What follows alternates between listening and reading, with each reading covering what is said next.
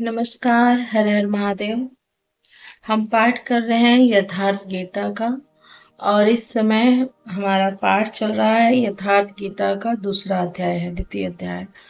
और इसमें हम पहुंचे हैं, आज हमारा है फोर्थ पार्ट यथार्थ गीता का। और इसमें भगवान श्री कृष्ण अर्जुन के अपकीर्ति पर प्रकाश डालेंगे आज के वीडियो में, जब अर्जुन युद्ध के लिए मना कर देते हैं।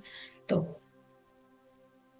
अकीर्तिम चापि भूतानि, भगवान श्री कृष्ण जी कहते हैं, अकीर्तिम चापि भूतानि कथयिष्यन्ति ते अव्ययाम संभावितस्य चाकीर्तिर मरणादिति ऋच्यते।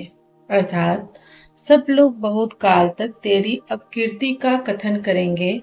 आज भी पदच्युत होने वाले महात्माओं में विश्वामित्र, पराशर, निमि, श्रृंगी इत्यादि की गणना होती है। बहुत से साधक अपने धर्म पर विचार करते हैं, सोचते हैं कि लोग हमें क्या कहेंगे। ऐसा भाव भी साधक में सहायक होता है। इससे साधना में लगे रहने की प्रेरणा मिलती है। कुछ दूरी तक यह भाव भी साथ देता है। माननीय पुरुषों के लिए अपकीर्ति मरण से भी बढ़कर होती है। जिन महारथियों की निगाह में तू बहुत माननीय होकर अब तुच्छता को प्राप्त होगा, वे महारथी लोग तुझे भय के कारण युद्ध से उपराम हुआ मानेंगे। महारथी कौन? इस पथ पर महान परिश्रम से आगे बढ़ने वाले साधक महारथी हैं। इसी प्रकार इतने ही परिश्रम से अविद्या की ओर खींचने वाले काम, क्रोध, लोभ, मोहादि भी महारथी हैं, जो तुझे बहुत सम्मान देते थे कि साधक प्रशंसनीय है। तुम उनकी निगाह से गिर जाओगे। इतना ही नहीं, बल्कि वैरी लोग तेरे पराक्रम की निंदा करते हुए बहुत से न कहने योग्य वचनों को भी कहेंगे। एक दोष आता है कि चारों ओर से निंदा और बुराइयों की झड़ी लग जाती है। न कहने योग्य वचन भी कहे जाते हैं। इससे बड़ा दुख क्या होगा। अतः इस युद्ध में मरोगे तो स्वर्ग प्राप्त करोगे। स्वर्ग में विचरने की क्षमता रहेगी। श्वास के बाहर प्रकृति में विचरने की धाराएं निरुद्ध हो जाएंगी। परम देव परमात्मा में प्रवेश दिलाने वाली दैवी संपत्ति हृदय में पूर्णतः प्रवाहित रहेगी। अथवा इस संघर्ष में जीतने पर महामहिम स्थिति को प्राप्त करोगे। इसलिए अर्जुन, युद्ध के लिए निश्चय करके खड़े हो जाओ। प्राय लोग इस श्लोक के अर्थ में समझते हैं कि इस युद्ध में मरोगे तो स्वर्ग जाओगे और जीतोगे तो पृथ्वी के भोग भोगोगे। किंतु आपको स्मरण होगा, अर्जुन कह चुका है, भगवान पृथ्वी ही नहीं अपितु त्रैलोक्य के साम्राज्य और देवताओं के स्वामीपन अर्थात इंद्र पद प्राप्त होने पर भी मैं उस उपाय को नहीं देखता जो इंद्रियों को सुखाने वाले मेरे शोक को दूर कर सके। यदि इतना ही मिलना है तो गोविंद, मैं युद्ध कदापि नहीं करूंगा। यदि इतने पर भी श्री कृष्ण कहते हैं कि अर्जुन लड़ो, जीतोगे तो पृथ्वी पा जाओगे, हारोगे तो स्वर्ग के नागरिक बन जाओगे, तो श्री कृष्ण देते ही क्या हैं। अर्जुन इससे आगे का सत्य, श्रेय, परम कल्याण की कामना वाला शिष्य था, जिसे सद्गुरुदेव श्री कृष्ण ने बताया कि क्षेत्रज्ञ के इस संघर्ष में यदि शरीर का समय पूरा हो जाता है और लक्ष्य तक नहीं पहुंच सके तो स्वर्ग प्राप्त करोगे, अर्थात स्वर्ग में ही विचरण करने की क्षमता प्राप्त कर लोगे। दैवी संपत्ति हृदय में ढल जाएगी और इस शरीर के रहते रहते संघर्ष में सफल हो जाते हो तो महिम, सबसे महान ब्रह्म की महिमा का उपभोग करोगे, महामहिम की स्थिति प्राप्त कर लोगे। जीतोगे तो सर्वस्व, क्योंकि महामहिम तत्व को पाओगे, और हारोगे तो देवत्व, दोनों हाथों में लड्डू रहेंगे। लाभ में भी लाभ और हानि में भी लाभ ही है। पुनः इसी पर बल देते हैं और कहते हैं कि इस प्रकार सुख दुख, लाभ हानि, जय पराजय को समान समझकर तो युद्ध के लिए तैयार हो। युद्ध करने से तो पाप को प्राप्त नहीं होगा, अर्थात सुख में सर्वस्व और दुख में भी देवत्व है। लाभ में महिम की स्थिति अर्थात सर्वस्व और हानि में देवत्व है। जय में महामहिम स्थिति और पराजय में भी दैवी संपत्ति पर अधिकार है। इस प्रकार अपने लाभ हानि को भली प्रकार स्वयं समझकर तो युद्ध के लिए तैयार हो। लड़ने में ही दोनों वस्तुएं हैं। लड़ोगे तो पाप अर्थात आवागमन को प्राप्त नहीं होगे, अतः तू युद्ध के लिए तैयार हो। अर्थ, यह बुद्धि तेरे लिए ज्ञान योग के विषय में कही गई है। कौन सी बुद्धि? यही कि युद्ध कर। ज्ञान योग में इतना ही है कि अपनी हस्ती को देखकर लाभ हानि का भली प्रकार विचार करके ही जीतेंगे तो महामहिम स्थिति और हारेंगे तो देवत्व। जय में सर्वस्व और पराजय में भी देवत्व। दोनों तरफ लाभ है। युद्ध नहीं करेंगे तो सभी हमें बुरा कहेंगे, भय से उपराम हुआ मानेंगे, अपकीर्ति होगी। इस प्रकार अपने अस्तित्व को सामने रखकर स्वयं विचार कर युद्ध में अग्रसर होना ही ज्ञान योग है। प्राय लोगों में भ्रांति है कि ज्ञान मार्ग में कर्म युद्ध नहीं करना पड़ता। वे कहते हैं ज्ञान मार्ग में कर्म नहीं है, मैं तो शुद्ध हूँ, चैतन्य हूँ, अहम ब्रह्मास्मि। गुड़ ही गुड़ में बरतते हैं, ऐसा मानकर हाथ पे हाथ रखकर बैठ जाते हैं। योगेश्वर श्री कृष्ण के अनुसार यह ज्ञान योग नहीं है। ज्ञान योग में भी वही कर्म करना है जो निष्काम कर्म योग में किया जाता है। दोनों में केवल बुद्धि का दृष्टिकोण का अंतर है। ज्ञान मार्गी अपनी स्थिति समझकर अपने पर निर्भर होकर कर्म करता है, जबकि निष्काम कर्मयोगी इष्ट के आश्रित होकर कर्म करता है। करना दोनों मार्गों में है और वह कर्म भी एक ही है जिसे दोनों मार्गों में किया जाना है। केवल कर्म करने के दृष्टिकोण दो हैं।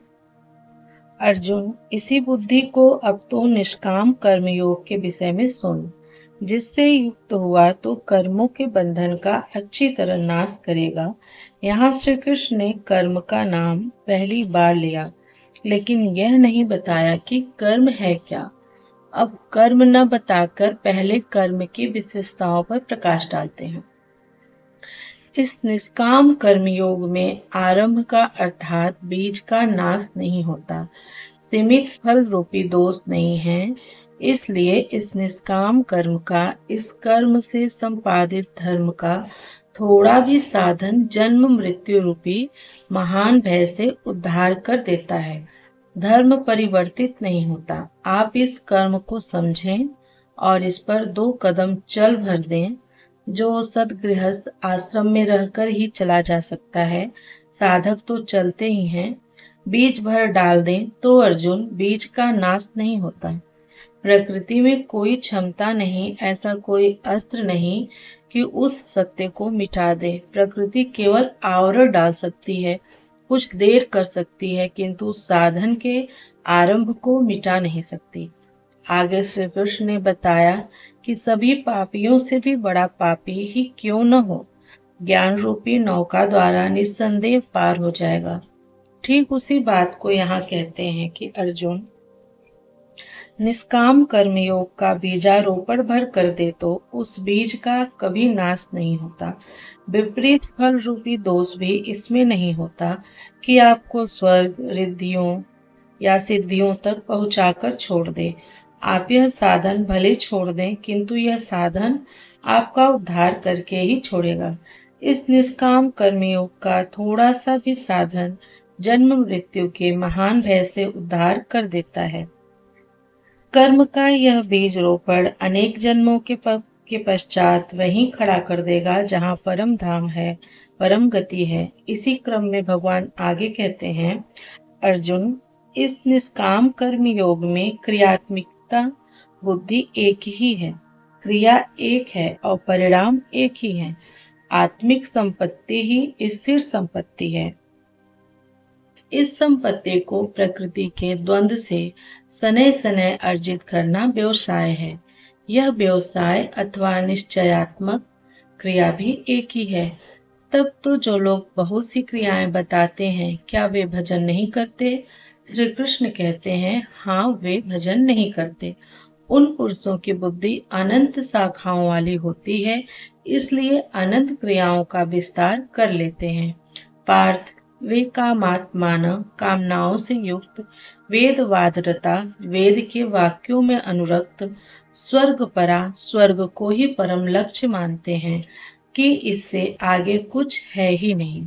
ऐसा कहने वाले अविवेकी जन जन्म मृत्यु रूपी फल देने वाली एवं भोग और ऐश्वर्य की प्राप्ति के लिए बहुत सी क्रियाओं का विस्तार कर लेते हैं और दिखावटी शोभायुक्त वाणी में व्यक्त भी करते हैं। अर्थात अविवेकियों की बुद्धि अनंत भेदों वाली होती है। वे फल वाले वाक्य में ही अनुरक्त रहते हैं, वेद के वाक्यों को ही प्रमाण मानते हैं, स्वर्ग को ही श्रेष्ठ मानते हैं। उनकी बुद्धि बहुत सी भेदों वाली है, इसलिए अनंत क्रियाओं की रचना कर लेते हैं। वे नाम तो परम तत्व परमात्मा का ही लेते हैं, किंतु उसकी ओट में अनंत क्रियाओं का विस्तार कर लेते हैं। तो क्या अनंत क्रियाएं कर्म नहीं है? श्री कृष्ण कहते हैं, नहीं, अनंत क्रियाएं कर्म नहीं है। तो वह एक निश्चित क्रिया है क्या?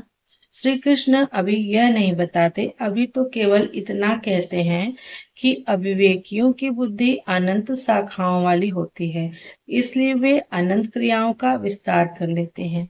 वे केवल विस्तार ही नहीं करते, अपितु आलंकारिक शैली में उसे व्यक्त भी करते हैं। उसका प्रभाव क्या होता है? उनकी वाणी की छाप जिन जिन के चित्त पर पड़ जाती है अर्जुन, उनकी भी बुद्धि नष्ट हो जाती है। न कि वे कुछ पाते हैं, उस वाणी द्वारा हरे हुए चित्त वालों के और भोग ऐश्वर्य में आसक्ति वाले पुरुषों के अंतःकरण में क्रियात्मिका बुद्धि नहीं रह जाती। इष्ट में समाधिस्थ करने वाली निश्चयात्मक क्रिया उनमें नहीं होती। ऐसे अविवेकियों की वाणी सुनता कौन है? भोग और ऐश्वर्य में आसक्ति वाले ही सुनते हैं, अधिकारी नहीं सुनता। ऐसे पुरुषों में सम और आदि तत्व में प्रवेश दिलाने वाली निश्चयात्मक क्रिया से संयुक्त बुद्धि नहीं होती। प्रश्न उठता है कि वेदवादरता जो वेद के वचनों में अनुरक्त है, क्या वे भी भूल करते हैं? इस पर श्री कृष्ण कहते हैं, अब जो वेद के वचनों में अनुरक्त है, क्या वे भी भूल करते हैं? तो इस पे श्री कृष्ण क्या कहते हैं, इसको हम अपने अगले वीडियो में जानेंगे। अभी के लिए बस इतना ही। कृष्णाय वासुदेवाय हरे परमात्मने प्रणत क्लेश नाशाय गोविंदाय नमो नमः। हरे नमः, हरे नमः, हरे नमः। ओम नमः पार्वती पतये हर हर महादेव। मिलती हूँ आप लोगों से यथार्थ गीता के अगले अध्याय में।